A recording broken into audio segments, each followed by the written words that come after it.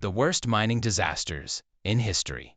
Every mining disaster in history has two stories. The first one is what happened underground. The second one is everything that happened above ground. The warnings that were filed and ignored, the fines that weren't paid, the inspectors who were warned the moment they arrived at the gate. Here are 4 disasters where the second story is worse than the first. Courrières, France, 1906. The fire they knew about. At 6:34 in the morning on Saturday, March 10, 1906, the earth around the mining town of Lens in northern France shook hard enough to blow the rooftops off surface buildings and throw a mine elevator cage into the air. Inside the Courrières colliery, a vast network of tunnels stretching across 4 connected pits beneath several villages, roughly 1,800 men and boys had already started their shifts. The youngest worker recorded that day was 8 years old. The explosion had not come without warning.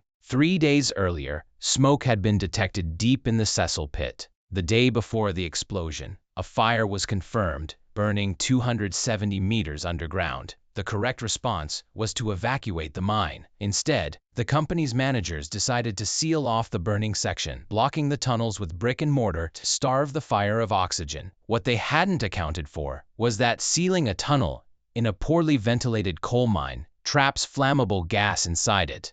Sometime before dawn, the gas ignited. A wall of fire and superheated air moved through more than 70 miles of tunnel system at a speed that gave the men inside no chance to run. Most were killed not by flame, but by the afterdamp, a rush of carbon monoxide that replaced the oxygen in the tunnels in seconds and suffocated anyone still breathing.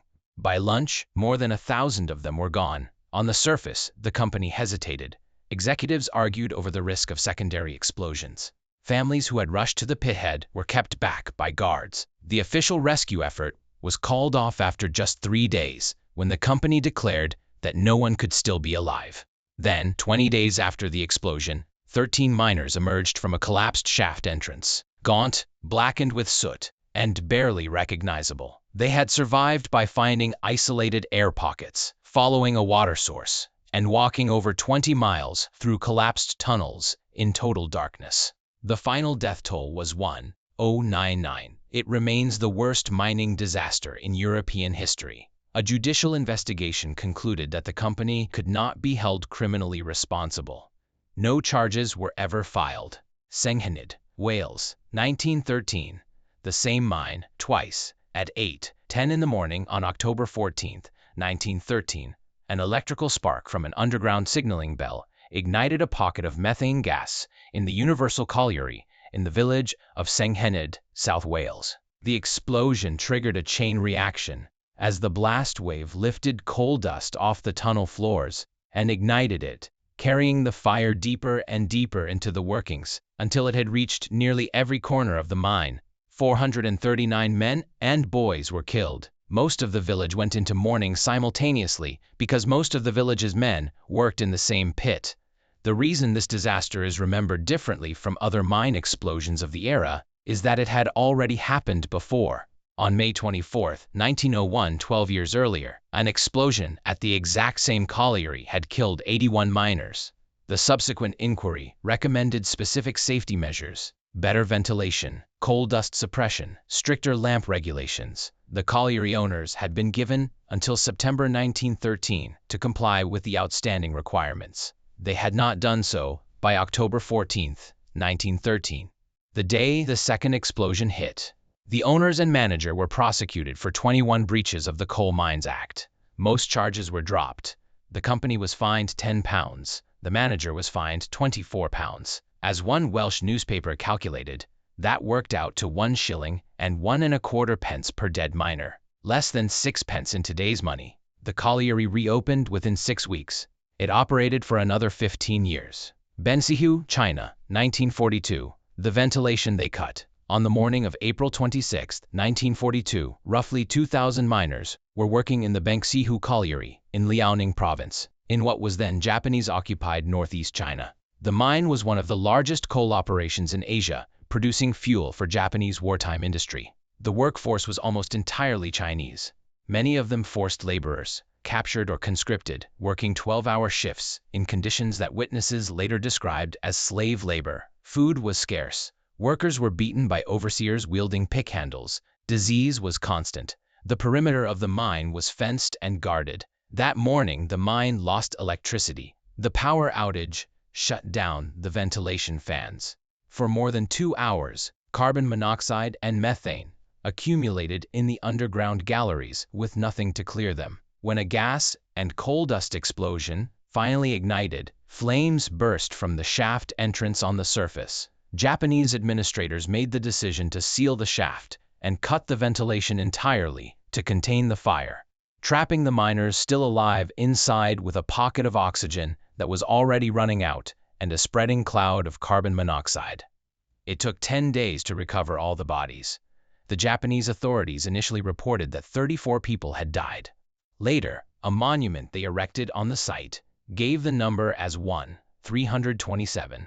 The true death toll, confirmed by later historical investigation, was 1,549.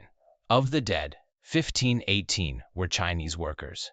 31 were Japanese staff. It remains the deadliest mining accident in recorded human history.